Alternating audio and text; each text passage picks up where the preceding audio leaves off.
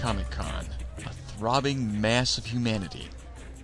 Also a throbbing mass of bizarre Japanese creatures, and more cosplayers than anyone dared to guess existed. If you're into any kind of geeky fandom, you'll eat this place right up. And if not, it'll probably eat you. It really is sensory overload, which is why I'm very happy to simply be focusing on Avatar. The best place to start with info on that is the Nickelodeon booth. By way of merchandise, they didn't really have anything on display that we haven't seen before. Except for maybe a few books and the preview cover of the new DVD box set. The real event was the collectible card game hunt that they had planned for all attendees, starting here at the Nickelodeon booth.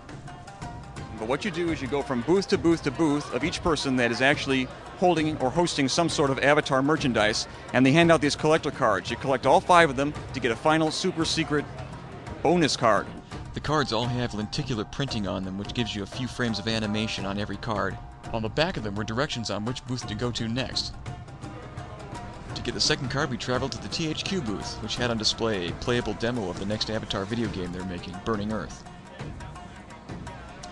After that, all you had to do to get your next card was muscle your way through a smelly crowd and work your way up to their table and show them you had the first card from the Nick booth. The second card's back then directed us to our next booth, which was... Welcome to Tokyo Pop! Right, what she said. Tokyo Pop is a publisher and distributor of manga and anime books in multiple languages. The Avatar license tie-in comes from the cinemanga they publish. And judging by their booth, it would seem that Aang likes Pocky a lot too. But anyway, it was time to pick up the third card. From the back of that card, we were directed to the pocketbook Simon & Schuster booth.